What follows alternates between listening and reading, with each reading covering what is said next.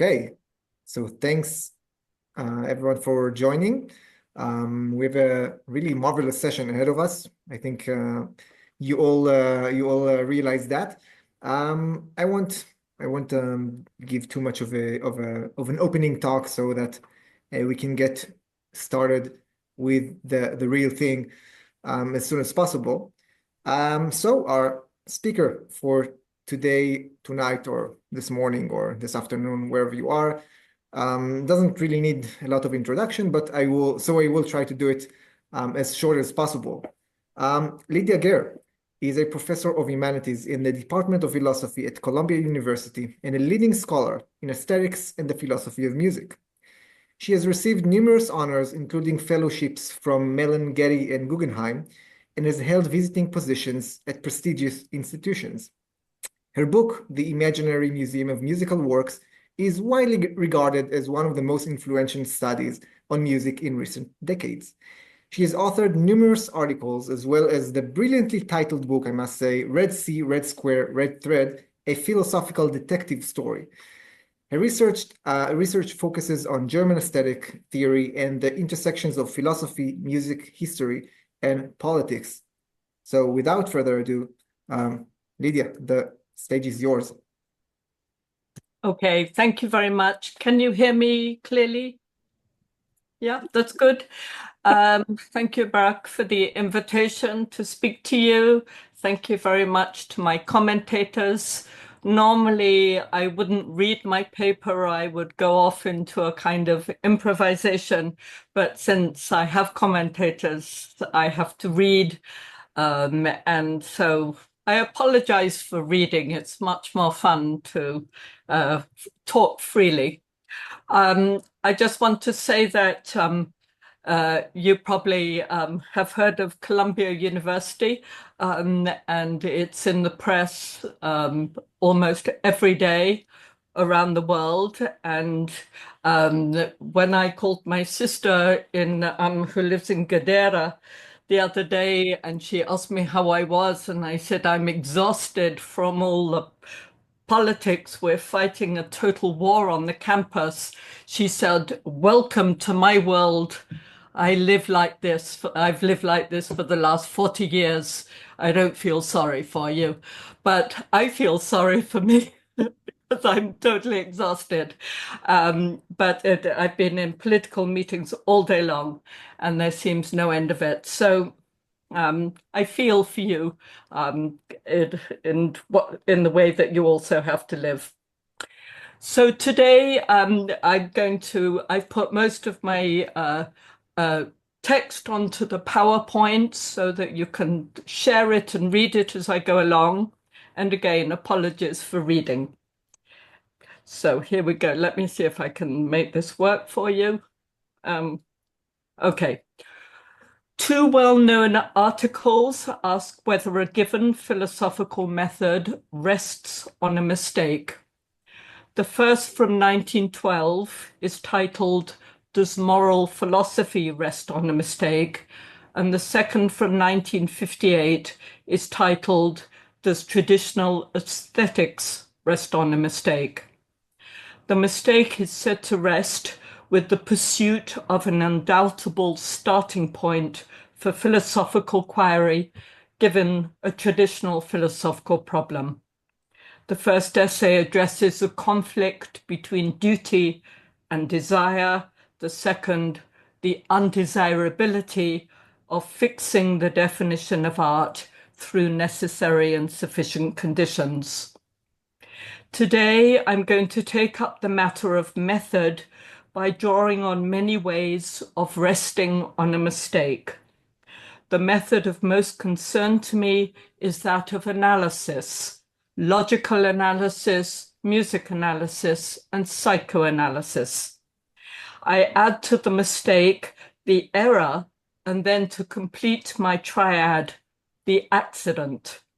I'm going to put the word error first so that with a smile, I can name my triad emas. It's lovely, Hebrew mothers, but it's just emas. Errors, mistakes, and accidents. How do emas serve as keys to unlocking the oldest triad in the books, comprising the true, the good, and the beautiful. I name this triad the TGB. And if you think that the TGB sounds a little like an epidemic, then you'll smile as well. Now, emas traditionally contribute to the discourse of putting something right, resolving a problem, working around obstacles that get in our way. They find their place traditionally in passages of progress where things are said to get better. The tabula rasa tradition speaks without too much blame of moving from an emptiness of mind to its fullness, while other passages more weightily construe the advance as from sin to virtue, confusion to clarity, opacity to transparency, dissonance to harmony. Some urge that on the path to the TGB, the true, the good, and the beautiful, emas should be resolved as quickly as possible. When you look at emas only as hindrances to knowledge, we tend to confine them to a prison house of correction. But other scholars will tell you that for all the talk of a desired end, time always needs to take its course, that patience and waiting are advisable to ensure that nothing we want from emas is bypassed on the way.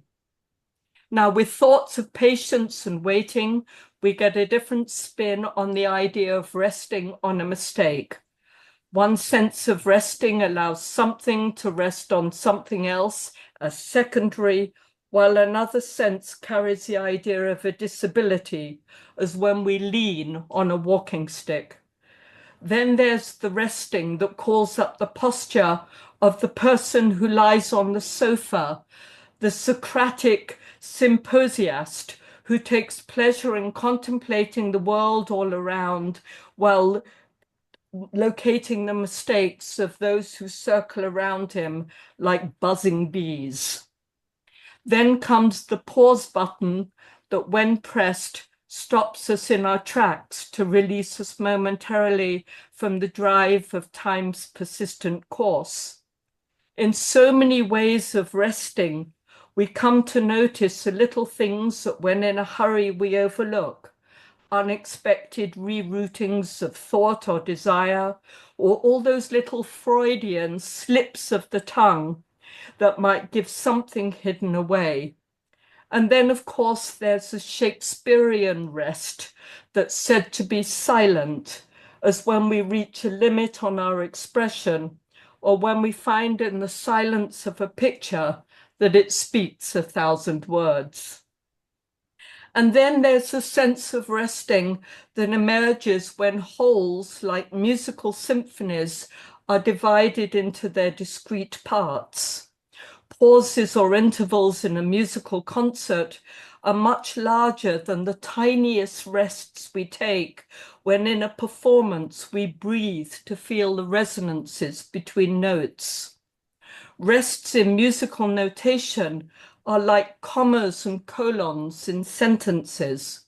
Without punctuation, meaning and gesture disappear into the shadows to leave an emptiness in the signs.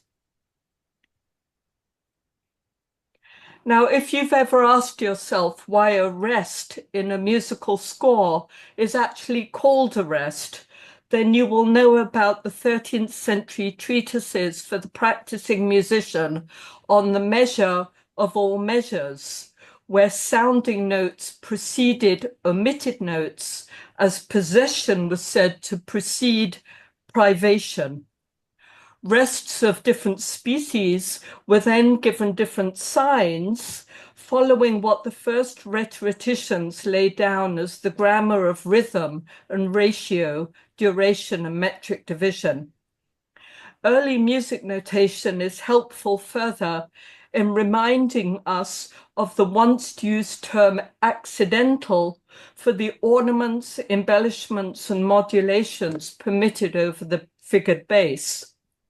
All such rests and accidentals afford us a key to opening a larger door to what Nabokov meant by describing the vanished objects when ornaments are made of accidents and possibilities.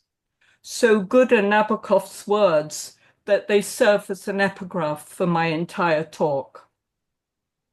Sometimes when we think about resting, we ask for certain things to be put to rest when mere exhaustion has gotten the better of them. Sometimes we need to let go of things forever, or at least for a while, of when the long-standing problems or approaches have led us awry. It took some point, but here now is the main point of my talk today. Many today say that being led awry is what happened to the method named analysis through the long decades of the 20th century. What led the method of analysis to rest on a mistake? My intentionally rhetorical answer is that the method of analysis did away with emas too quickly, leaving itself bereft, missing something that it really needed. So my project today is to rescue analysis by bringing emas, errors, mistakes, and accidents, back into the account. I'm not going to let analysis be laid to rest. I'm not going to bury it, but rather I'm going to put analysis back to work. And I want to explore the role of errors, mistakes, and accidents in analysis in the most witty and disconcerting of ways.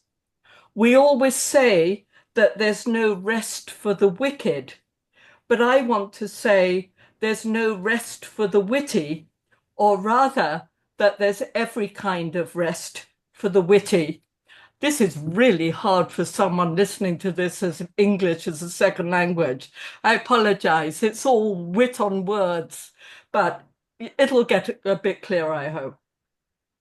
So let's now say that emas count in philosophy, music, and for the mind in literally unexpected ways. I want to say that analysis works best when it allows structurally unexpected, chance-like and contingent details, so-called telling details, to trigger transformations in knowledge and experience. I want to say that emas carry a wit of truthfulness that no method of analysis should deny. Without wit, there'd be neither tragedy nor comedy, nor indeed the irony that has inspired so many to link wit to the liberty of mind. So wit's going to enter my picture alongside ideas of exemplarity, deviation, detour, and non-identity to expose the counterproductive hardening of any method that claims to have settled all the expectations or norms of any discipline or practice. I want to say that emas enter a world picture where through inversions of words or concepts, patterns of familiarity suddenly become unfamiliar. Worlds that are made unfamiliar are worlds where we question our intuition and expectations so as to leave nothing comfortably in place. This is what it means to offer a thought experiment that genuinely tests one's thought. My talk tonight, or tonight for you, is dedicated to my father, who's just been laid to rest. He has just died, in recognition of his lifelong compositional search for a key. Finding the Key was his chosen title for a book of essays on compositional developments in classical music, mostly of the 20th century. He juxtaposed two thoughts. First, that by reading the oldest books or treatises of compositional method, one might find the key to a secret about what makes music work. set against his second thought, which was the profound uncertainty that he would ever find such a key. And getting rid of the pursuit of certainty, he favored a compositional method that he actually took from Schoenberg, which was based on the idea of ongoing trial and error. And at the end of the book, he recommends that we look very closely at what the concept of an error in art, and specifically in music, might mean. So this is an inspiration from my father. One of my top stopping places for my talk is, of course, Vienna around 1900, when analysis came to name a method for philosophy, music, and the mind. Vienna around 1900 was the period when new formalisms associated with analysis were articulated to prove ornament a crime. Wittgenstein, Loos, Krauss, and Schoenberg all proposed clarifying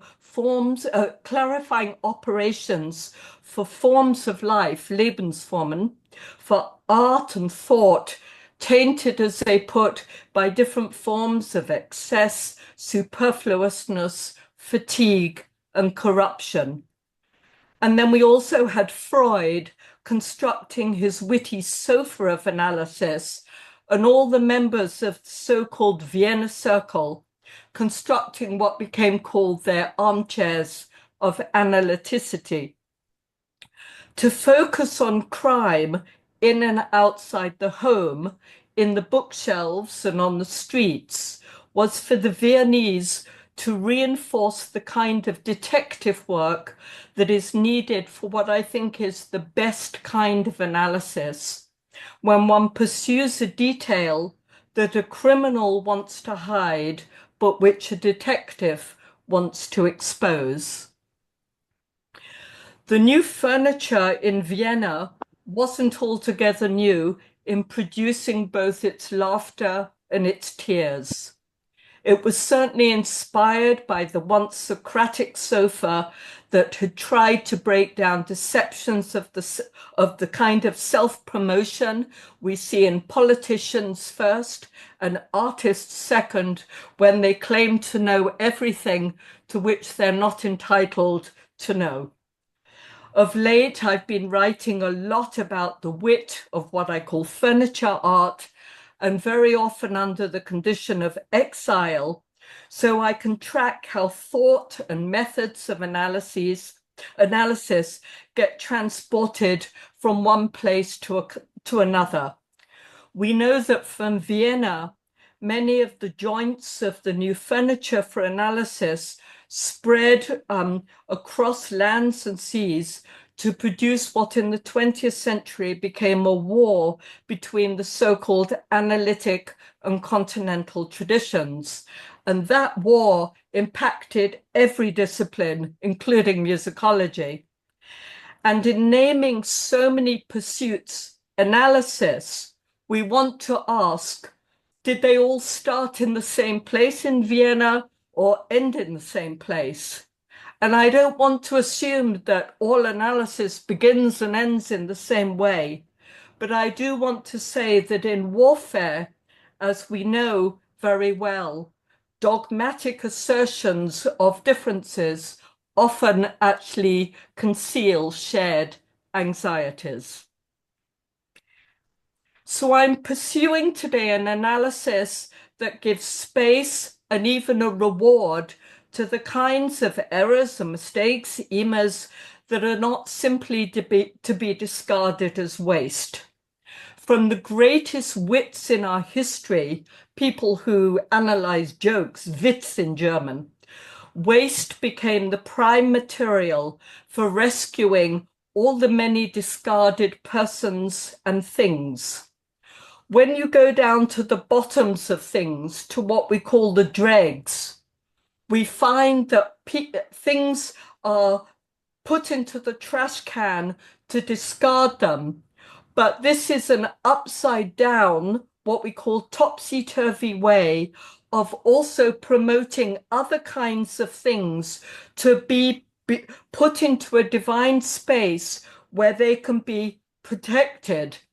And I want to just give you a structure for the model that I'm going to promote today, where according to logical analysis, you have a firmly contained space where everything that makes sense or has meaning is constrained by the limits into which you can put the form of a proposition. This is something like Wittgenstein's Tractatus. When you make sense within the limits of form, you can think of Edward Hanslick to help you here, then the logical form gives you the sense and meaning, but outside of the form, you can, or on the one hand, discard things as nonsense, as waste, as not making sense, but you can also promote other stuff, other material beyond the limits of logical form and put them into a space, often a divine space, where they become thoroughly protected. And I want to show you how in the history of analysis from Vienna through the 20th century, it was always the case that when people wanted to protect a kind of nonsensical expression of meaning, they always appeal to the art of music. Music has always been, I think, going back to antiquity, the place where you promote the stuff, material to be protected precisely from any kind of logical analysis. But this leaves us with a fantastic puzzle. And here's the puzzle for my talk. If analysis means logical analysis or the logical analysis of form, and logical analysis is restricted according to something in music that doesn't fall within logic's domain or scope, then what sense does it make to speak of music analysis? Music analysis becomes a contradiction in terms. Does that mean that you stop analyzing music because music will always resist the analysis? Or do we use the very contradiction to undermine the idea that analysis should always be music analysis? There's my puzzle. It's a very good puzzle. It's a lovely puzzle. If we can make music analysis resistant to logical analysis, then so too can we make psychoanalysis resistant to the kind of logical analysis that always wants to make out of our mind orders of sense. Psychoanalysis is committed to the promotion of the disordering of sense. So we have three kinds of analysis: music analysis, logical analysis, psychoanalysis. And music analysis and psychoanalysis are going to put into question the idea that analysis must always be logical. I could actually end my talk there because it's such a good puzzle.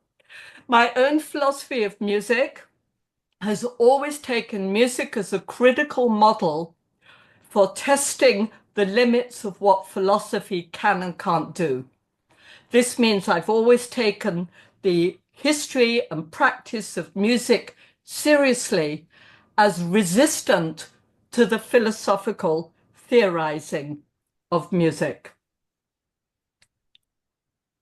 I want to say now that there has never been a time when metaphors of music or musical metaphors were not used to capture a world that was seen as error-free, when music captured something like a primary, perfect, or originary condition.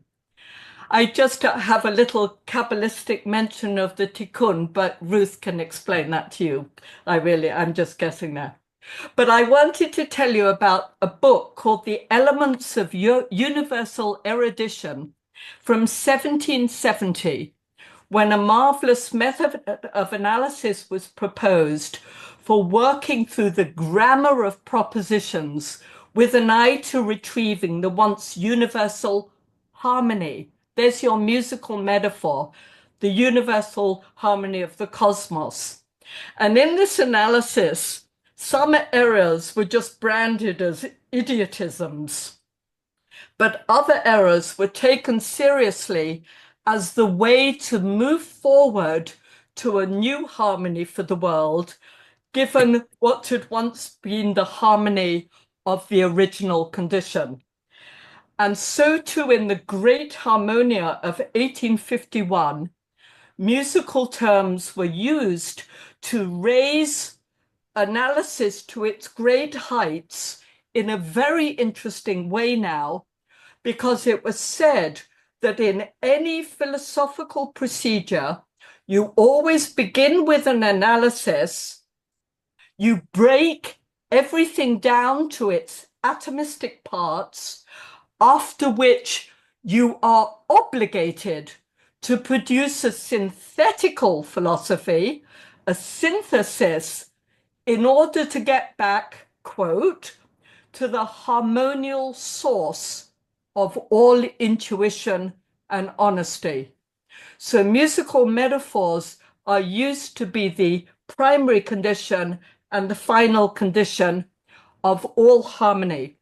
And when I gave this talk at Rutgers last week, I was reminded of a fantastic debate in the 19th century of mathematics, where they fought it out in Italy between the analysts and the synthesists, screaming and yelling at each other as to what it meant to perform an analytical breakdown of numbers. So if you know about that, it's totally fascinating. So consider now what it means to offer an analytical breakdown. And I hope you know your Freud, because when you break things down, you really break down, right? So I'm punning here on the word breakdown. What does it mean to perform a breakdown in any analysis? What does it mean to break down an object or even a living subject like myself to its parts? How different are parts from elements or moments or fragments or pieces or details? We have all those terms. Note the etymology of analysis, which stresses the untying, unloosening, breaking up of all the little bits that hang together, zusammenhang, in different ways. What purpose has an analysis that begins with a musical masterpiece, Beethoven's Fifth, of course, in contrast to an analysis which begins with a person who's completely broken? When you go onto Freud's couch, you don't say, I'm feeling fine and whole and well and everything's right. You're broken down, and you perform an analysis with your analyst upon yourself, which is very different from the analysis of a Beethoven symphony that is considered a perfect whole. So there's really competing ideas of what it means to perform an analysis. On what point, even more importantly, has an analysis, if analysis becomes sufficient as a method, if you don't believe that you have to produce a synthesis at the end? If you want to say, I'm going to analyze everything down to the parts, and I'm just going to leave everything in pieces, what's the point of it? Isn't the point to put everything back like Humpty Dumpty, put it all back together again?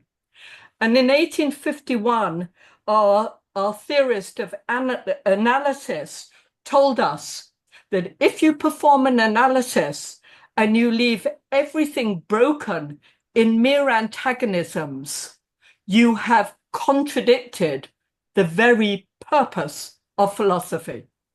Philosophy is meant to make better, not leave everything in chaos. We don't agree with that in the 20th century, but they did once believe this. Okay. Oh, wait, hold on. Okay. Oh, hold on. In the literature today, many philosophers, nearly all philosophers in my area, not my area of philosophy, but around New York City, they're all writing about fittingness.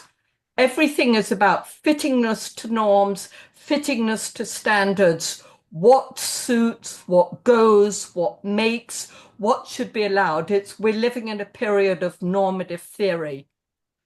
And I decided to turn that idea upside down and remind people that in the history of analysis, we have always, that means always, looked for what does not fit the norm. We have always, in our analyses, looked for the deviations from the norm, for the bits that don't fit, for the errors and mistakes that go on the way. And so what I want to stress to you today, for all the analysts, most importantly Freud, most importantly Schoenberg, most importantly Schenker, most importantly Wittgenstein, all the theorists in England, they all told us that when you do analysis, you look at what doesn't fit, not for what fits. It's easy to say what fits a method. It's much more difficult to understand the deviations from the norms, the ways of going awry, not following the norms. And this idea, Wittgenstein says, I'm going to use the word philosophy for the activity of pointing out mistakes. This notion of unfittingness actually comes from the 18th century theories of Witz, way before Freud, in the two notions that were introduced for all the 18th century theorists of aesthetics, of music, of taste, of sociability. And these two notions were incongruity and dissonance. Incongruity, the not fittingness of things, was how people explained the dissonance in the consonance of conversation. It lay behind Kant's theory of jokes, but Kant was not novel in this. He was just copying everyone in the 18th century. But he gave us this idea that when you laugh at a joke, a witz, it is literally disconcerting. It unseats you. It causes a dissonance that's literally a physical reaction. And in a lot of work I've been doing, as in my red book, it was all about dissonance and incongruity of wit. But I'm going now to return to Vienna just to remind you of Freud very quickly, that Freud was one of the great theorists of wit and analysis who turned everything upside down by making what he called waste. Lichtenberg had named it waste, but Freud named it waste to remind you that when you go onto the couch for an analysis, you focus on everything that goes wrong. And he talked about the pathologies of errors and mistakes and accidents. He gave you, I've listed here, all the German terms that he theorized that you could ways that things can go wrong. Verlesen, verschreiben, vergessen, vergreifen, verlegen, verlehren. It's and in English we do miss. And we have these kinds of terms. And all the time, Freud told us that the point of an analysis is not to make sense, but to unravel the disorders of sense that we have when we try to impose meaning, for example, on our dreams. So it was Freud who gives me my main theme, that unfittingness is what allows us to focus on the errors, mistakes, and accidents when we're performing an analysis. He was the one who really did it best. Now, I want to shift gear. I'm not, after all, reading, but I'm nearly reading. I want to tell you, I came across this whole topic actually at the end of COVID, when I was asked to give a keynote address on the philosophy of music of Susan Langer. And I'd never worked on Langer before. I'd never wanted to work on her work before. I'd never found it conducive to my way of thinking about things. But I did start reading everything written by Langer. And I wanted at first to do a lot with what in her book she called philosophy in a new key. And I thought, great, I'll write my keynote on new and old keys, because that would be absolutely perfect. But I ended up not doing that because I found that Langer was completely obsessed by the notion of error. And from her first book to her second book to all her books, she began and ended with the notion of mistakes and errors and accidents. So she begins her philosophy in a new key. She says the real beginning of mentality is the birthplace of error, and therewith of truth. We might call that prototype of error a mistake. In her 1942 book, Philosophy in a New Key, she ended on the whole subject matter of error. And this is what's crucial about Langer's work. Langer told us that philosophy in a new key means articulating the logical form for the proper meaning of all propositions, all sentences. She took this from her Viennese predecessors. But then she said, when we get to the domain of music and of art, we have to assume the notion of what's called a musical symbol. Into that symbol, we invest a meaning that cannot be articulated according only to logical form. The symbol is imbued with metaphor, filled up with a language of musicality. This is the oldest view in the books.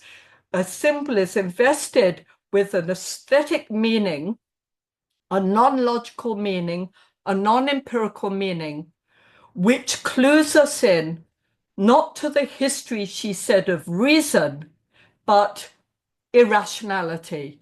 And she called it myth and rites and the original myths of humanity. And in the last paragraph of her book, she said, in the history of symbols and myths, in the history of the arts, we find the true errors of humanity. Susan Langer, writing in 1942, was sitting in New York in the middle of the Second World War. America's just gone to war, and she's telling us, as you can see in this quote, about what it is we need to do to understand what it is for humanity to become blind and vicious and inappropriate. But she attributes all that error to the kind of error, as she puts it right at the end, quoting her teacher Whitehead, that error is the price we pay for progress. And I have to say, in the context of this year, error, the price we pay for progress, is one of the most disputed sentences at Columbia University. How far can error go? This is a really, really serious issue. Now, I want to, this is in her, at the end of her book. Whitehead had told us that when we make error the price we pay for progress, that our philosophy, he said in 1929, should be committed to analyzing all the errors we make in philosophy. All of his books are about errors. But Whitehead, coming from England, had an incredible British wit and not very different from American humor. And he said, given the achievement of rationalism, the chief error in philosophy is overstatement. The aim at generalization is sound, but the estimate of success is exaggerated. We know that many theorists of humor, Freud, Adorno especially, focus on the notion of exaggeration to break through structures where too much sense, meaning is imbued into them. So this is a way of exaggeration coming with a notion of wit as breaking through orders of sense. Lange's first book was titled in 1930, The Practice of Philosophy. And I don't want to tell you today about my red book, other than to say it's so relevant to what's going on in the world today. It's frightening, but I'm not going to do the politics. I'm going to tell you about my new book, which is I'm writing, which is called Violin Lessons, Notes Towards a Philosophy of Practice. And I just want to tell you one little thing about this book, is that it's all about errors and mistakes that come in the notion of violin practice. I've just returned after 40 years not playing the violin to becoming now a very serious violinist, and I practice every day. But in my practice, the practice is all about correcting mistakes. But mistakes are only corrected when you know you're making one. So the identification of a mistake or an error or what goes accidentally wrong becomes the subject of my practice. And I don't know whether you've ever been to New York, but there's one joke which is told, which is, how do you get to Carnegie Hall? And the answer is practice, practice, practice. And so I decided to write a book with 3 chapters, and each of them is titled Practice. So I'm going to have the first book where each chapter title is exactly the same. But now I'm going to go on a bit and tell you, when I first started working on Lange, I decided to look at the music of Elliott Carter. I'm getting towards the end now. When I got to Elliott Carter, I met Elliott Carter in Tanglewood in 1992. My father was a visiting composer, so was Elliott. And Elliott said to me, "What do you do, Lydia?" And I said, "I do philosophy of music." And he let out an enormous grunt of frustration. And I said, "Why? What's wrong with the subject?" And he said, "In 1926, I was a student at Harvard, and I took a class with Professor Whitehead, and he made me write an essay on the philosophy of music." And I said, "Did you write it?" I thought, oh, great, I'm going to discover a new essay by Carter. And he said, "No, in fact, I didn't write it. I dropped the class." And if you understand the humor of somebody like, say, Leonardo da Vinci dropping the class of Plato, it's pretty funny that a great composer drops a class of a great philosopher. I always wanted to write about that. I wanted just to point out one thing about Elliott Carter. I did a lot of research, and Carter there's masses of literature now on Carter that tells you that he was deeply influenced by Whitehead. And just as a feminist interjection, very few people write about Langer's influence on Carter. They write about Whitehead's influence as if that was a direct influence, but they don't write about Langer. But in his marvelous essay called Music and Screen Time in 1976, Carter told us that it was Langer who taught him one beautiful thing about the notion of analysis. And that is that when you've articulated a composition in terms of its logical form, the logical form must serve, he said, like a brown paper bag into which you place the musical work to preserve it in the secrecy of its meaning.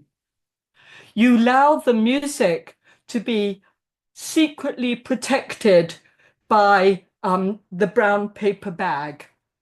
And this is a beautiful idea that comes again straight out of Vienna.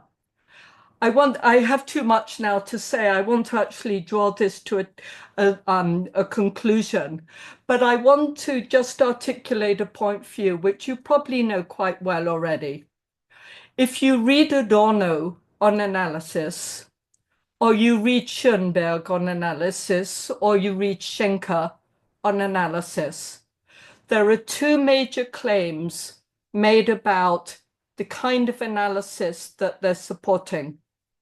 One, again, is that when you are looking for the what Schenker calls the passing notes over the surface of the musical composition, and you're trying to understand the unfolding of the Ursatz or the Urlinie in a composition, one must look at the surface structure of unfolding in order to understand the way that the passing notes kind of float above the structural form. Schoenberg actually used the notion of a roter Faden, a red thread, as from my red book, about the way in which the composition holds the Zusammenhang through a red thread that pieces things together, but the red thread is worked out through the detours, deviations of method. Adorno takes this up to talk about structural listening, not as the analysis of form that puts together everything into a perfect whole, but what puts together things into the whole that through cracks can be dismantled to get another level of meaning that is concealed inside the composition. So in all these different notions of analysis, what we're always seeing is something that goes back to something like Freud, where on the surface of things, we find the floating or concealed in a composition. It's called the mimetic thread by Adorno. We see the secret thread floating through something. And all the time, this is worked out. And this is the most important point, I think, for me, as to, worked out in terms of the language of errors, accidents, and mistakes. And I want to just ask one last question to you all to start the conversation. Why should it be that we call the language of detour, deviation, a language of error or mistake, And I think there are two answers. One is this answer. From the first texts of musical notation going back to the grammar, the history of accidentals and ornamentations were divided into the kind of deviation and detour you're allowed to take over a composition, over the figured bass. But if you went too far, you were named capricious, fictitious, incidental, superfluous. If you lost the tact, the German notion of measure, the accidental was an error. But the accidental was the perfect ornament that kept the composition going. The beautiful thing about Aristotelian accidentals is they're not part of the essence. They are what give the contingency, spontaneity, what later became called the musicality of the composition.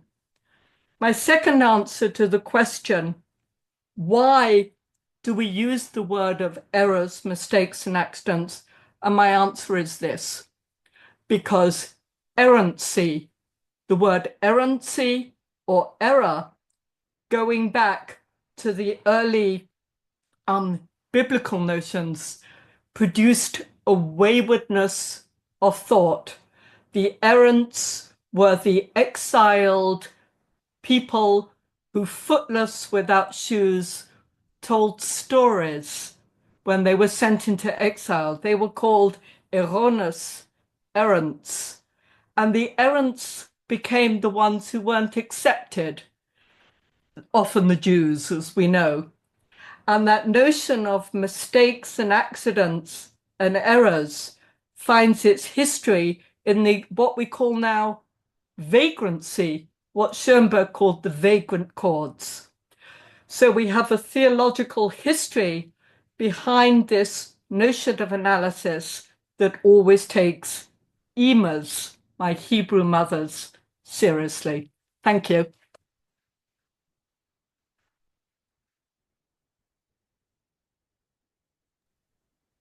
Well, thank you so much, Lydia, for this extremely thought-provoking, very witty, and yet not at all erroneous talk. Really, absolutely fascinating. There's so much, so much to think about and so much to talk about. But let me not waste any more time because there is so much to talk about. Some more.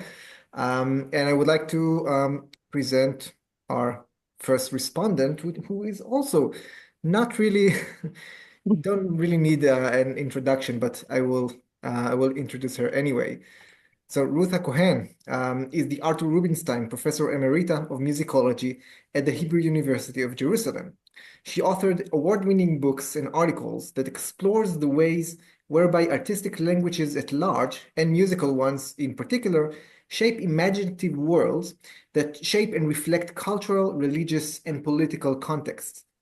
Her book, The Musical Libel Against the Jews, delves into the accusation of Jews as creators of noise in a harmonious Christian universe. In her book, Composing Power, Singing Freedom, co-written with Yaron Ezrahi, she discusses the interplay of music and politics in the modern Western world. She is currently completing a book-length project, Listening to John, Men of Sorrows in Jewish and Christian Sonic Traditions. Ruth, we are really interested in hearing what you have to say. Take it away. Thank you very much, Barak. And thank you so much, Lydia, Professor Lydia Goehr, that you opened to us several gates to what seems to be another impressive edifice of yours, still in construction, but already promising a lot. So thanks for allowing us to view this large vista. As Professor Goehr is a friend, I allow myself to call you Lydia. Of course. So, before starting, let me also say that the different, and I have just 10 minutes, so I'm trying somehow to say things, but I'm not sure to what extent I will succeed to do that. So before starting, let me also say that the different connections and correlations of your three triads, there are three triads, is highly instructive. Three, because in addition to your IMAs and the TGB, you have also the PMP. Oh, yes. The philosophy, music, and psychology, you know, that's good. Actually, which was not initialized in the paper, and which I wish to keep in mind in my short response. So let's start with a generalization, an idiomatic rather than a philosophical one. Idioms and are those creatures which, like proverbs, we tend to accept the truth claims at face value. The idiom or maxim I have in mind is very well known, lost in translation. Evidently, its contrary statement is often valid as well. There is something to gain in translation, I suggest, by the very transference of a semantic field of the original language onto a different one in the target language. To use Lydia's term, there is often a remainder, and the remainder may lead to an insight. In that sense, it is close to what good metaphors do. So that's what transpires when we take musical analysis and transfer it to Hebrew. In Hebrew, we say nituach musikali, from the root nun taf het. This root refers to a semantic field, the etymology of which is cutting the flesh of an animal or a human to parts or members. In the Bible, it signifies mainly the flesh of the sacrificed animal. Already in medieval Hebrew, the verb nateach moved to the field of medicine, nituach, the parallel of surgical operation in English, and the meaning is valid to this very day, referring both to dissection and to vivisection, ניתוח מתים וניתוח רקמות של חיות. In modern Hebrew, it turned to serve also as the equivalent of analysis in economics, grammar, political commentary, and then also in music. Curiously, the term did not permeate psychoanalysis, and philosophy in Hebrew generally prefers other terms. Analytical philosophy in Hebrew is philosophia analytit, and when one says avarti analiza, we know she went through psychoanalytic treatment. She will never say avarti nituach psychologi, because it sounds really terrible. So this linguistic infrastructure creates already a different habits of mind. Fantastic. When I was a young TA, and students handed me in their nituach yetzirot, musical analysis of a work, I sometimes said to them that what they did is nituchei netim, dissection. That is, the operation succeeded, but the patient, that is the analyzed work, died. So to use your terminology, Lydia, the whole activity in Hebrew musicology of analysis, that is nituach, rests on a mistake, a mistaken category. But maybe this mistake exposes something in the original that so easily gives itself over to this translation. I therefore take this as a starting point beyond Israeli musicology to expose something in the original. Okay. On the other hand, the etymology of analysis from the Greek analysis, as you indicated, is of breaking up or untying. It is much less aggressive and does not take us into the realm of life and death. Yeah. Untying or losing implies the effort to see where ties are too strict. What connects the chain? What happens when we take them away to reorder them, build them anew? This is definitely the case with philosophy, and you spoke about that, and is especially pertinent to Ludwig Wittgenstein, originally from the Viennese circle, whose philosophical approach is often regarded as a kind of repair work, clearing away the debris that accumulates when we mismanage our language. That could hold to a certain extent for psychoanalysis as well, but less so to music as such. We are not repairing the music. Psychoanalysis, on the other hand, grants us with the field of therapy and even cure, which is closer to repair, but brings us to the realm of the body or mind-body. Do any of these have relevancy to music? So let's start with repair. Wittgenstein, and he's not the only one, saw performance as the best way to communicate something about music intelligently. His writings on music, and this goes back to seminar work I wrote 40 years ago, his writings on music imply the dictum, play it again and again, play it again, Sam, Right. with growing understanding. This fits very well with your return to the violin at this crossroads in your work and with the looking again strategy characterizing the detective critical work that you refer to. But as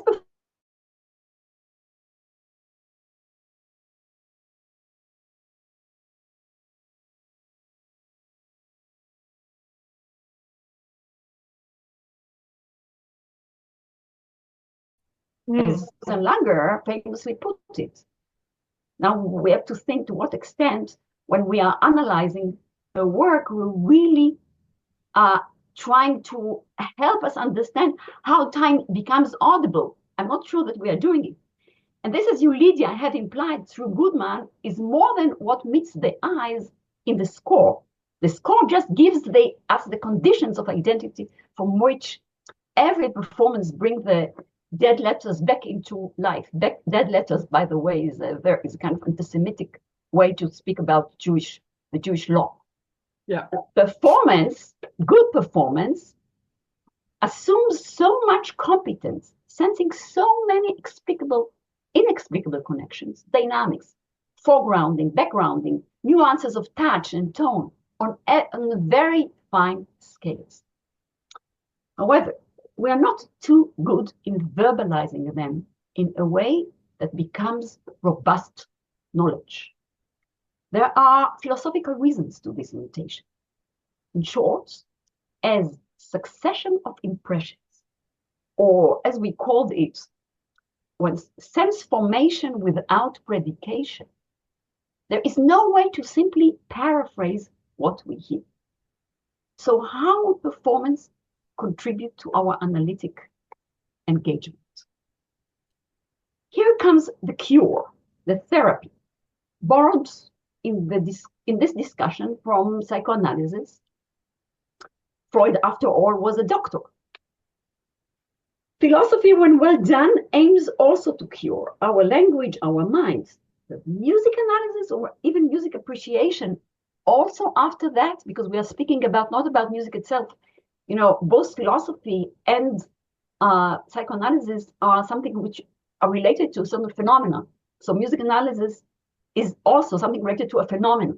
So that's what we are comparing. So doesn't beauty or sublimity or any other aesthetic category related to the third vertex in your TGB triangle, the good, beautiful, you come beforehand? You can say, of course, that beauty cures the heart. I think this is only a partial answer. The major question is what, beyond observing the psychophysical nourishment of music, can we infer from the fact that would connect us with the music métier itself, not just in speaking in general terms? I fully agree that it is rather the accidentals in the Aristotelian sense that you refer to at the very end of your talk that determines art at large. Art resides in its sensual qualities or imagined sensual qualities. In literature, you are only imagining it. That the empiricist philosophers in the 18th century, the century of the wits, called impressions. They called them impressions, the point I refer to it. As useful reduction, music analysis of whichever school helps us find our way in musica terra cognita and incognita, like a good map. Too close attachment to the map means that we never tour the country itself, experiencing its fauna, flora, or what have you.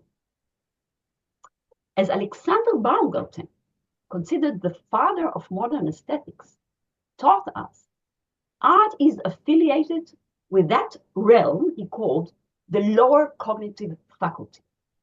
It meant that we do not treat it as mathematics, the knowledge of which is processed, according to Baumgarten, in the upper cognitive faculty. This division was not derogative. The fact that the arts are in the lower doesn't mean that they are less important.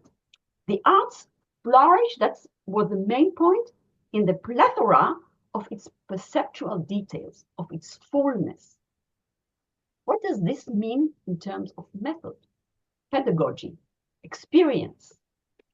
Pedagogically, and many of you are teaching, we should teach how one listens with all one's capacities and to all that is there, how to discern differences, how to connect them so as to make sense of what one hears. Are we able to describe it well? Do our students know how to do it? One must practice it. In dealing with painting, in one kind of shared class, we once asked students to describe what they see in the picture, so that a blind person, and we had a blind person in the class, and one who really could see. And know that in the United States, you cannot say blind person, you have to say it in a kind of different sort of language. But here we can say, one can saw, the person, so we could imagine it. So that, it turned out that it was really difficult for the students to do it. I did also in musical classes something similar, and there are some students here that maybe remember that in certain classes. It was fun. What I mean is to learn to give thick description, the way anthropologists, since Clifford Geertz, are trained to do. This is already a method. It should be sought phenomenologically. So when I'm saying that it should be sought phenomenologically, it means that you can't just leave it in the description as is. It must be related to some sort of semiotics, to phenomenology, and that's a lot of work. There is not much work in this direction, I think. I would like to further suggest that attending this fullness connects us better with the power of music to alleviate pain, console us, nourish us. Some of us, I believe, have consumed music in the last 17 or 18 months or so in this way, perhaps more than in the past. I, for one. Moreover, this sort of attention is needed since in the AI culture that becomes more and more predominant, the exceptional, the accidental, all these things that you spoke about before, the non-standard is banished for that which is more smoothly integrated. The more regular, if you have tried it, you saw that AI doesn't like things which are not in the kind of the normative way to say things. This is an issue we must engage with if we want to save our culture. And one last word.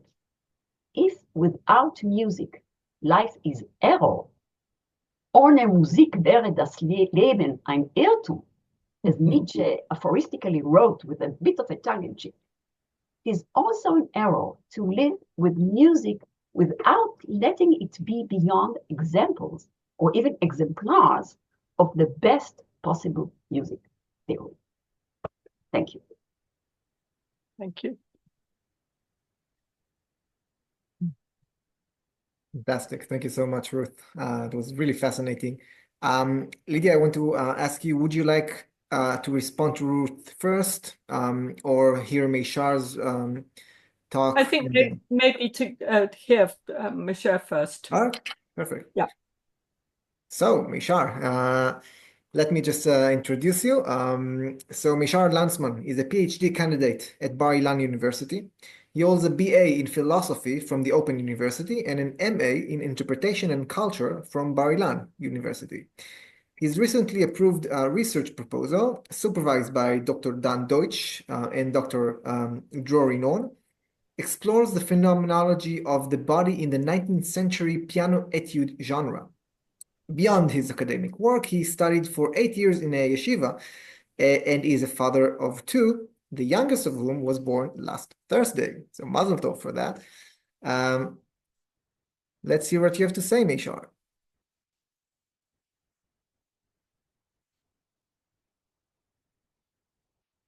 For the invitation. The focus on the significance of error, mistakes, and accidents as having inherent value, not merely as something to be overcome and corrected, has opened new possibilities of thought for me. In the lecture, you, Professor Lydia, mentioned the theological background of thinking about errors, mistakes, and accidents, and I would like to expand somewhat on this theological context so that we can take from it additional examples and insights that might enrich the project of analysis renewal that you advancing in your lecture. In the lecture, important chain of signifier emerge. The rest, the pausing or repose, connected to reminders, interruptions, leftovers, and what remains at the margin of the world. The mistake, in turn, is connected to materiality, sin, and temporality of becoming, resolving, and redemption. The engagement with myth of fall and rapture bring with it those pathways of meaning which were distinctively paved in the theological field and in its discourse. Sorry for my reading. In the 3 Abrahamic traditions, Judaism, Christianity, and Islam, there are 3 fundamental myths of cosmic flaws. In the Jewish Kabbalah, as you mentioned, we have the breaking of the vessels, the description of divine light that was supposed to enter vessels, sphirot, or spiritual containers, but the intensity of the light was so great that the vessels shattered and sparks of holiness scattered throughout the universe. In Christianity, there is the origin sin, Adam and Eve's rebellion against the divine command, which led to the fall of man and the corruption of the human nature. And in Islam, there is the concept of afla, forgetfulness or spiritual unawareness, related to the forgetting of the primordial covenant that souls made with Allah before descending to the world. When reading Lydia's lectures, it became clear to me that the theological discourse constantly grapples with the assumption and the question of whether reality itself is rest on a mistake. As a side note, I'll mention that in each of those traditions, engagement with the flaws connected to the musical imagery, whether through harmonic imagery in the Christian Garden of Eden, the Hasidic Nigun, or the parable of the flute which forgot it was once a reed in Islam. As monotheistic traditions striving for ontological unity, those traditions do not accept the mistakes as something superfluous and therefore discarded. Instead, they developed languages, metaphors, and modes of thinking that see those flaws as immanent element in reality, foundation for creativity and existential and intellectual fertility. This attempt to work with flaws is also the foundation of the lecture we just heard from Lydia, and I think we can benefit from a renewed examination of these long and rich traditions to explore how they dealt with those questions and how they can enrich our musical thinking about analysis and the relationship between form and error. I will briefly present one idea from each tradition and suggest some applications to the aesthetic issues that Professor Lydia was presented. First, from Judaism, the concept of raising the sparks. The sparks that scattered in the breaking of the vessels are remnants of God's original plan of creation. The mistake has value because it reveals a more primal form and intention that fell into the closed analytical form. Like the divine sparks, mistakes preserved remnants of an original plan that, although it succumbed to the prescribed form, continues to function within it. In listening and musical analysis, raising the sparks means paying attention to moments where the mistakes reveal something about the original intention that could not be fully realized within the framework of harmonic laws or conventions. The dialectics between the composer or performer's intention and the language available to them is revealed through the mistakes and errors they make. Second, from Christianity, the concept of fortunate fall, or felix kupla. Many Christian thinkers, Augustine for example, emphasize that the fall is what enables redemption, and sin enables new forms of holiness. The mistake is not just deficiency, but is productive in its nature, and it brings redemption into action. In the musical context, the mistakes produce an aesthetics in which instead of form being an organizing and instead of form being an organizing an authoritative factor residing outside the text and organize it, the musical form itself enter into play of signifiers and constitute one side in the dialectics of within the form and deviating from the form.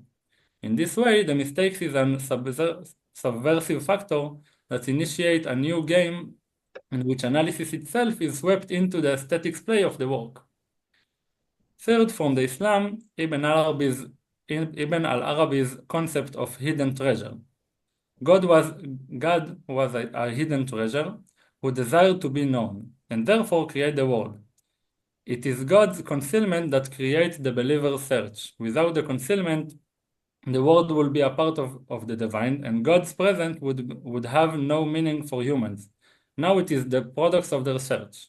In the musical case, the mistakes is an interpolative mechanism that transforms the listener from a passive spectator to an active addressee. The deviation from the form in the work creates an appeal to the listeners, a letter that arrives at its destination, who is now required to participate in the act of creating meaning. Without the mistakes, the meaning would stand there transparently like an absolute divine presence without any appeal to the addressee or call for their involvement. What all three ideas have in common is that they transform form and analysis into component of the aesthetics becoming of the work, removing them from the position of the bystander. Analysis, which is topically perceived as standing aside and observing the work in a detached manner, and form, the collection of convenient generalizations and specific pathways that analysis reveal within the work, no longer stand and observe externally, but drawn by the mistake into the creative and celebratory play of the work. The errors, the mistakes, and the accidents all render analysis relative, and therefore something with which the work engages, processed, and ultimately make into something new. I hope these thoughts have contributed somewhat to our collective reflection following Lydia to the place of the mistakes in our musicological context, and I assume there is much more to learn on this subject, and I'm looking forward to read more in the book that comes out. Thank you.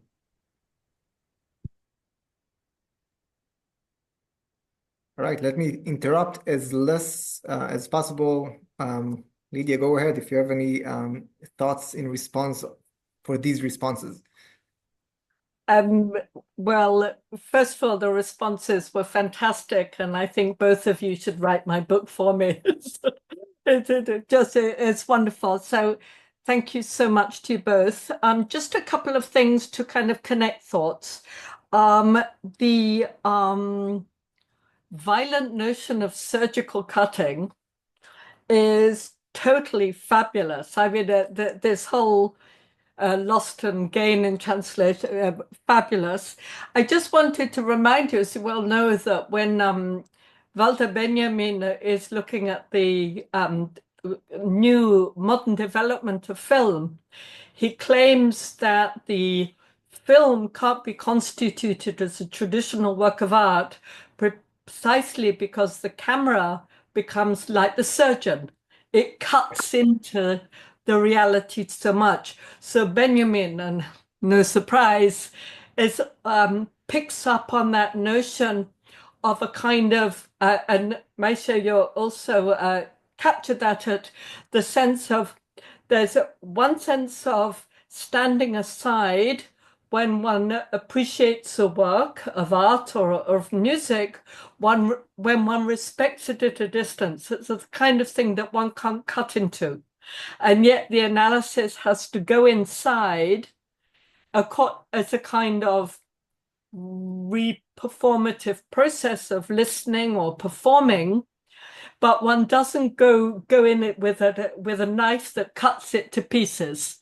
And so Benjamin uses this cutting metaphor to criticize the wrong kind of way of entering into the work of art, the wrong way of being absorbed.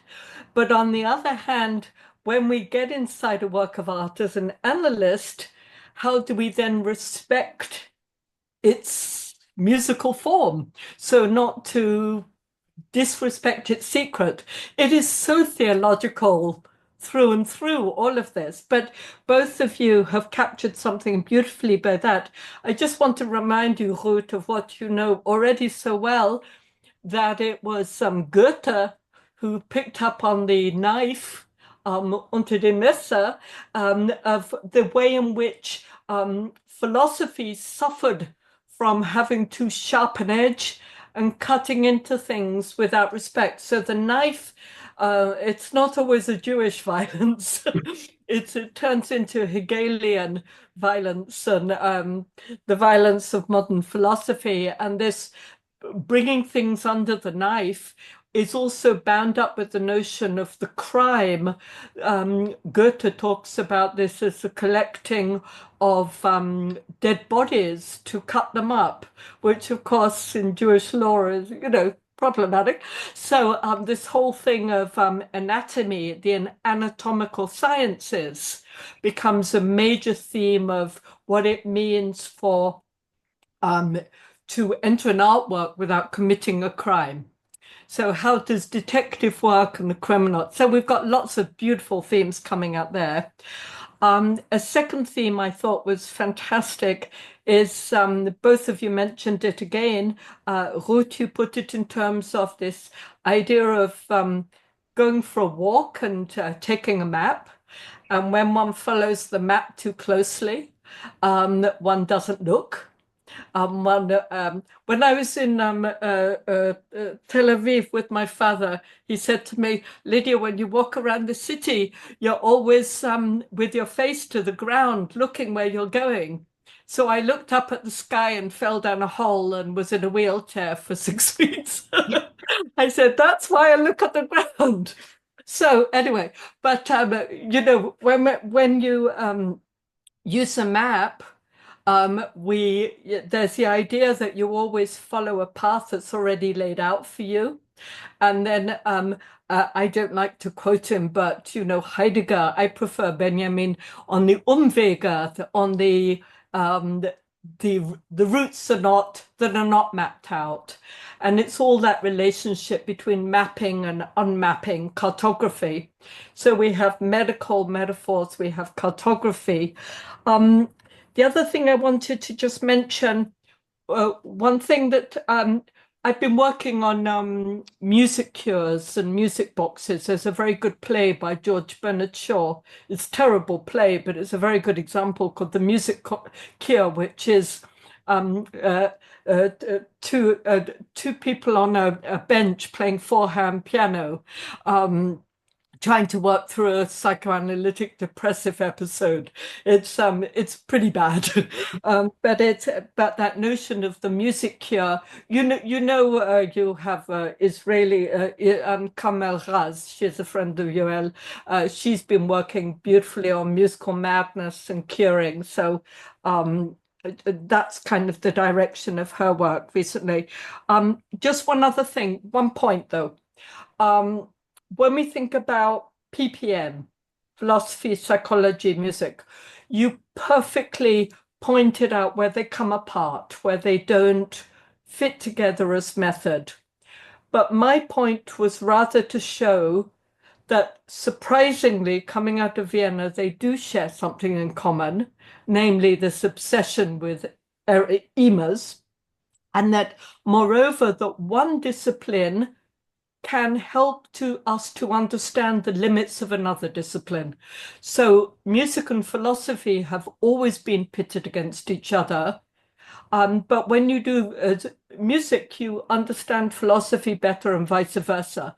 And this relationship between disciplines as incongruous, as not fitting perfectly together, is to the advantage of our knowledge production, in my view.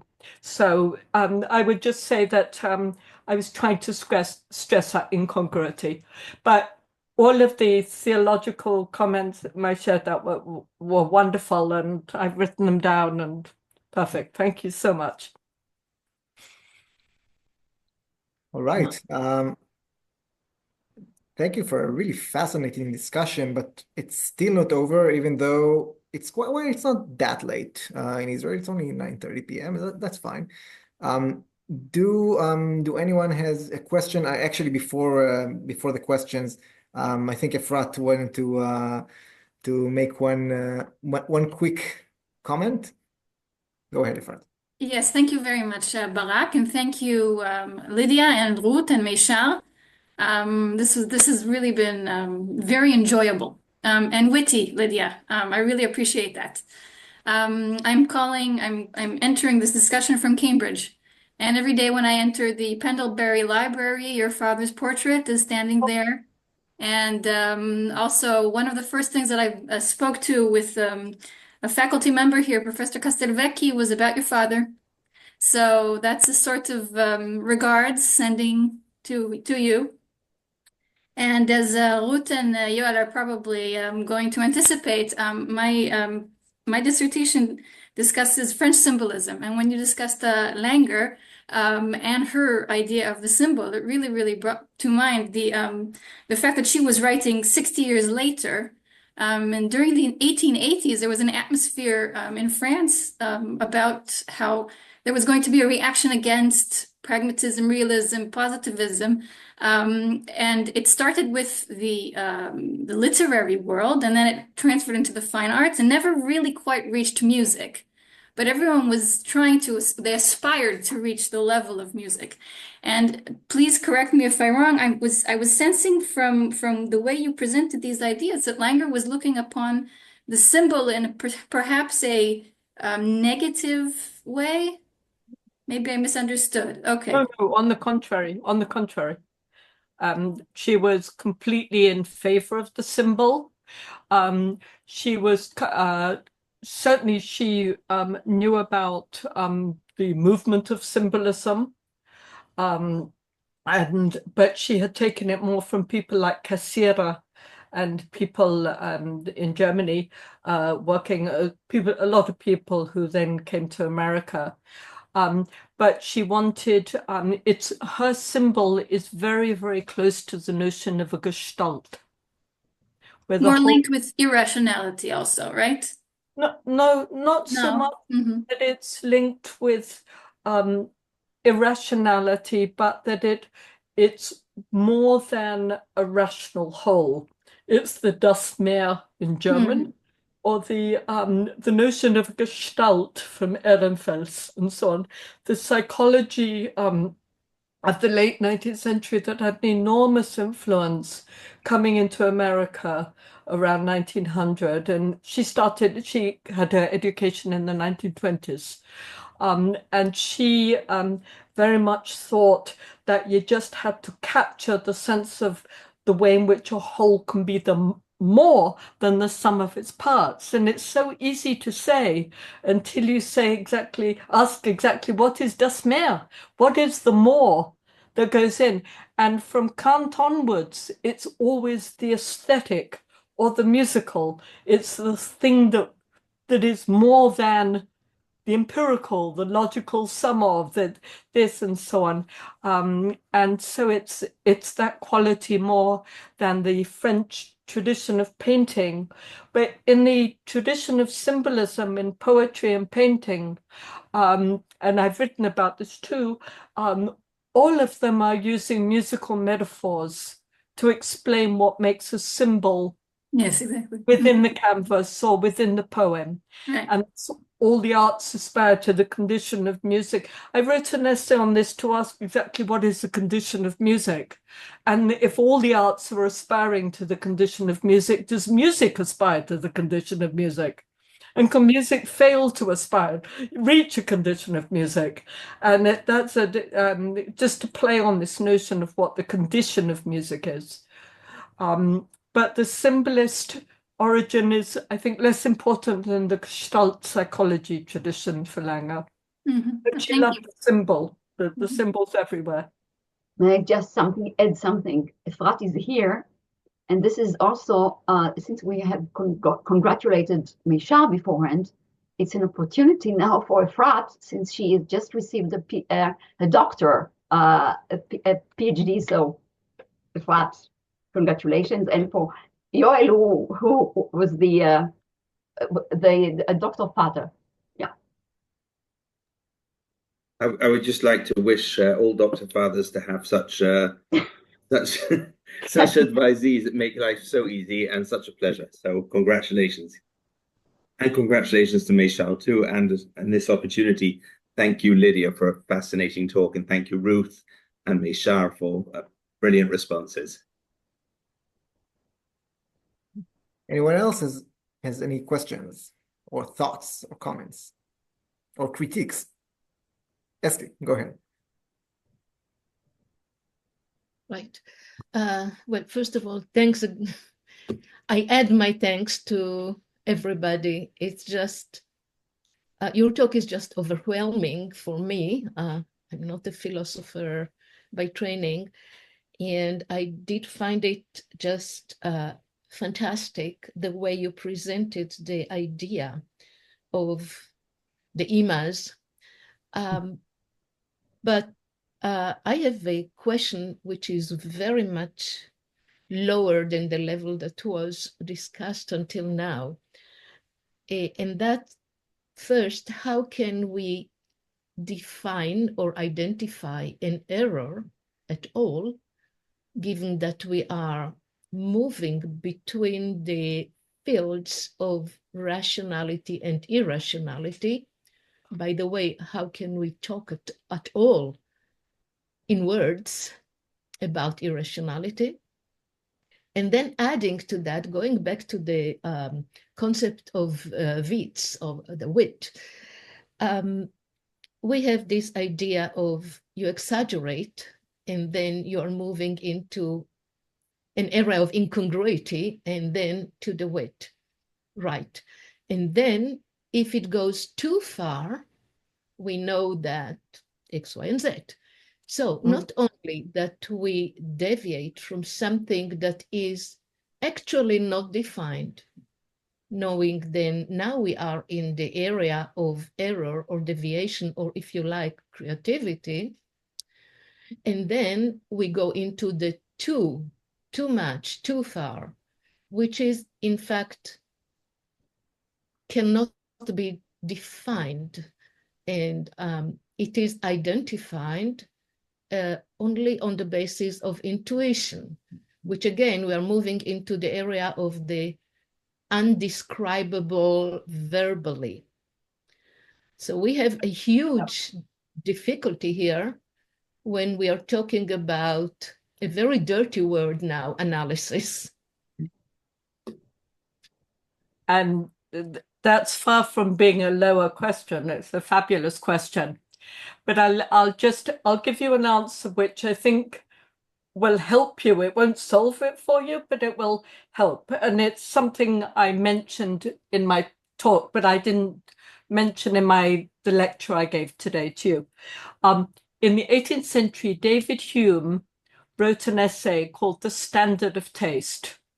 He wrote it on the same week he wrote an essay on the analysis of wit, by the way. No one knows this. And so he asked, he got Cervantes, Don Quixote. He got two boys, characters from Cervantes. And he said, I'm going to give you a glass of wine. And you're going to drink the wine and you're going to make a judgment about the wine. And so he got the wine out of the barrel of wine, the cask of wine, and they each drank the wine. And each of them said, "This is an absolutely beautiful wine." But one of them said, "There's a slightly metallic taste." And the other one said, "There's a slightly leathery taste." So they both agreed that it was a wonderful wine, but each identified an element that was not fitting to the wine, something wrong with it. So they poured out the barrel of wine, right? And they found a key with a leather thong on it. So they were both correct and both demonstrated the absolutely fine, discriminating palate, taste they had, that they could tell you that the wine was good had it not been for these two qualities. And the important thing about this story is twofold. One, with artworks, with musical works, you can never pour out the barrel of wine to work out whether there was a mistaken element. If we could only pour out paintings and say, "Oh yeah, that's the problem with it," right? So you can't do that in art. And the other crucial thing is that you can never say positively what made the wine good. You can only say what interfered with the wine that was good. And that's an analysis of the error or mistake. You have a notion of what's good, but you cannot define it. So you're left not just with intuition, but with the 18th century and then the 20th century, and all analysts say that if you want to know when you're making a mistake, you have to have a real, as Ruth said, it's the most difficult work in the world. You have to know what's meant to be in a painting and how to look at a painting and what you see, or when you hear things. And then I started the violin again after 40 years, and I would listen. I had no idea hardly if I was out of tune or if this was wrong. And my teachers would say, "But you missed this." And over 5 years, I've had to develop an ear. But I do this as an adult and a very educated adult. And I'm learning to hear things I would never have known. And that education of our sensibility is what actually Ruth didn't mention, but should have. Because in the aesthetic theory of Baumgarten and so weiter, and all these people, it's not just about impressions and the sensory surface. It's about cultivating the discriminating mind, the ear, and the eye. And they said, only with that do you cease to become quick of judgment, prejudiced. This is what makes, they said, for a better society, if people can do that. But because you can never pour out the barrel of wine, it feels like we're in dangerous waters. And the truth is we are. That's why music analysis is so hard. When I gave this talk last week, some professor said to me, "So you hate analysis?" And I said, "No, I love analysis. You just have to do it well. And it takes a lifetime to do it well." And they were so annoyed because they wanted to shout at me, and say, "You don't like analysis." And I said, good analysis is the best thing possible. It makes you see and listen and get to the details of things. And this is how we should read our books, as Ruth says. It's the only thing that will save us. And it's completely absent, I should say, where I am at the moment. It's terrifying. But thank you for your question, Esty. It's exactly the right question. Phenomenal. So Vienna has a question. I just want to quickly mention, and actually I'll do it right now, that there is actually a discussion group over over Google. I just sent it in the chat. You can all, if you'd like, you can all subscribe to this group and continue the conversation there. Bella, go ahead. Yeah, good evening, and thank you very much, Lydia, Professor Goehr. Really inspiring. Lydia. Lydia, okay, lecture. My question is, what can you add concerning to the historical aspects of analytical approach to the same work? For example, we can take something Bach, Mozart, I don't know, and it depends of what analytical apparatus we will imply. We'll find a different bank of deviations from the norm, which will make this work so unique and special. So can you add something of your thoughts and share it with us, with me? I can't go into too much detail because you know much better than I do, but I can invoke my own first book on the Imaginary Museum, because I would say when you had a much more fluid notion of a composition and performance practice, deviations of norms came from rather like how we play around with our language as a general language. And we would deviate from, with accidentals, what made for a good improvisation around a figured bass would be very conventional, and we would know how to do it, but it wouldn't be unique to a given composition.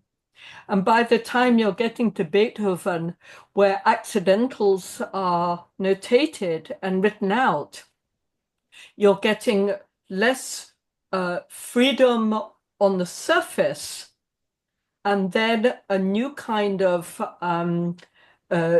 sense of deviation or interpretative freedom according to a very different kind of theory of notation. Because if the whole composition is specified and Beethoven saying, do it exactly as I wrote it on my score, sort of was saying, well, an allegro at 130 on that.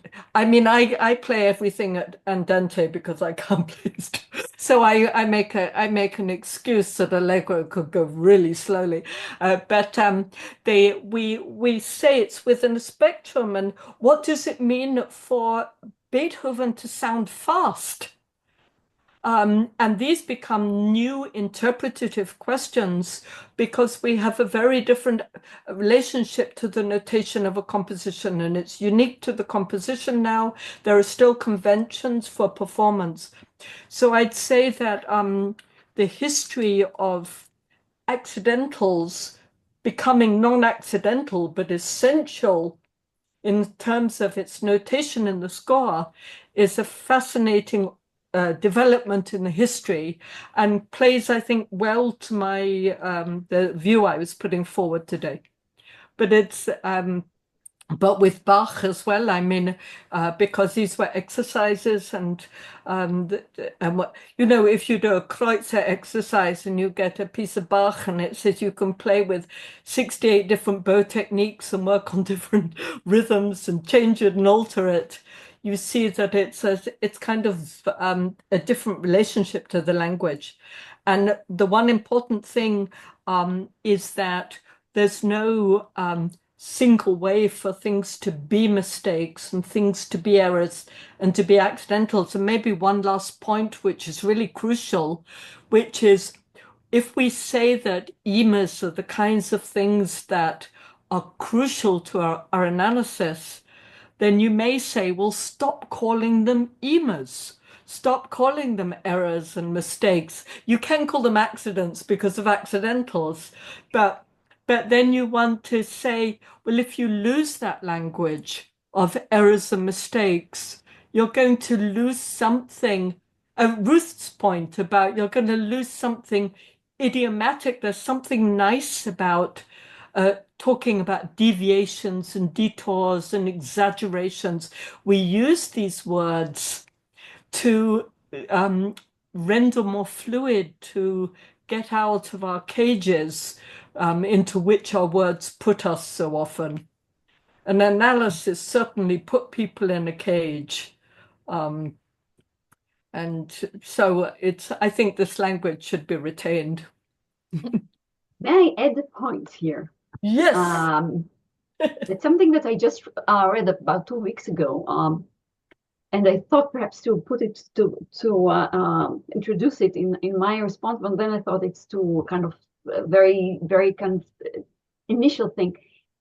They found in a laboratory at the Weizmann Institute something which I think is quite incredible, that the waste of our cells. We have now a problem in medicine, biology, that antibiotics is going to stop working on us because of decades that we have used it, and all these microbes became immune to the antibiotics. So they are searching for something new. Mm-hmm. And they found that the waste of the cells, that which the cells are throwing away, have a great potential to act as the new antibiotics. Which means that there is something that the cells are getting rid of, and which they are in their DNA or RNA. I don't exactly remember which of the two. There is something which is being kept, which is supposed to protect the very cell that throws them away. So just think about what a great metaphor it is. Something that is there, and you want to get rid of it. And if you are operating it in the right way, it's something that which brings life again. So maybe that is related to what you said about keeping this language. Keeping this language, because there is something that we are throwing away when we think that this is an error that should not be part of it.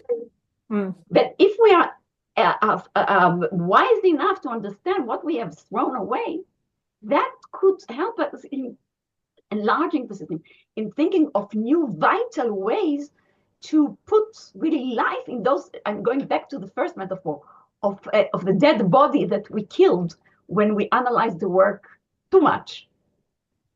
Well, they told me in cancer treatment that they no longer take bits of your body away. They don't, cut off your legs and your arms and your breasts and so on anymore because of new cell research. And they said the idea of moving your limbs came from First World War medicine. And it's taken them a century to get over this idea that maybe it's not so good to be chopping off bits of you, but to let the cells regenerate. So that's cancer treatments completely changed because of that, apparently. So that's nothing much to more errors of life, but on a happy note. Efrat, I wanted to say that thank you for mentioning my father. This is so very, very recent for me, that his loss, and it's deep. But it's nice to be able to give lectures where you actually can use somebody in your family to get you through the lecture. So that's good. Unless anyone else has a question, I want actually to ask one of my own, because it made me think. Really, it's such a fascinating discussion, and whilst I was listening, I was thinking of two 18th century pre-Beethovenian mistakes or compositional mistakes. Actually, let me just share my screen, because you are talking about the dissonant quartet that we of course, that's one of them. That's why what I was planning to pester you more, Lydia, with this question. And yeah, that Barak has the same one. So, for example, there is a famous ill-fated criticism and the censure of Giuseppe Sarti on the way that Mozart opens this quartet and Köchel 421 quartet as well.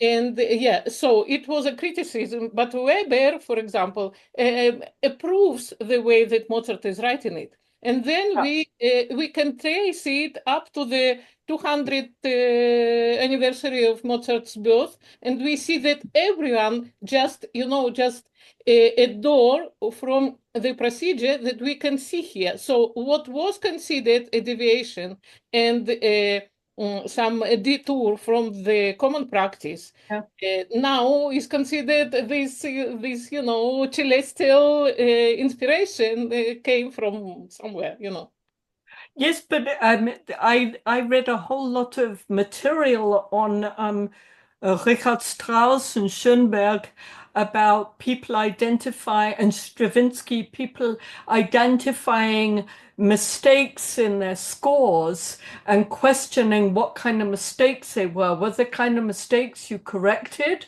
Or were there one theorist wrote about Schoenberg's mistakes that they're unconscious mistakes and therefore have to be left in because they actually improve the work. So they break the rule, but they actually make it better.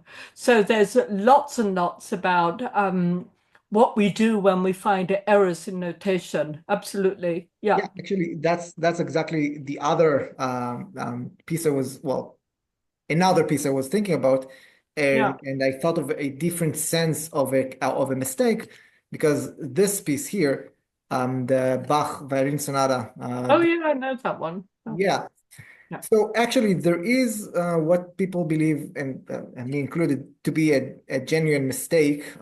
Here, there's an E that probably should have been an E flat, but it's actually but Bach forgot to supposedly forgot to write the natural sign there, or the flat sign there, and because of the modal key signatures, which are not really this piece is in G minor, but he wrote this in a modal key signatures of only one flat. So he actually it seems like he forgot to write the E flat there. So my question is actually, what do you make of these two different senses of a mistake? One that we talked about a lot, a deviation from a norm, as we can see in the dissonance, that was perceived as a mistake, and what we see here in the Bach, which may have been a genuine slip of the tongue, or I don't know, or not slip of the pen. Slip of the pen, exactly. Yeah. And actually, what can we learn from this kind of mistake, which for me, the metaphor that I have in mind is it doesn't really belong in the brown bag. It belongs somewhere outside of it, but maybe it does tell us something about the way Bach was thinking about, maybe, the fact that he was actually thinking in G minor key signatures in two flats and rather than only one flat. What do you make of the difference between these senses of a mistake? I was playing a Schubert quartet recently, and I had to jump very high to an F sharp, but I refused to hear this F sharp. It sounded to me as if it had to be F natural, and I just was convinced it was much better as F natural. It made so much more sense. And these are the kinds of mistakes, of course, that we can argue over and what's on. I can give you one example from my father again. He went to a rehearsal of his quartet in New York, and they were all very excited, and they said, Sandy, he was called, Sandy, give us lots of advice about how we could play the quartet better. So they played at first movement, and my father, typical of my father, was incredibly quiet. And they said, haven't you got anything to say? And he said to the violist, you see, where I've put a D, pretend that it's a D sharp. Don't play a D sharp, but pretend it's a D sharp. And they played it again, and it made all the difference.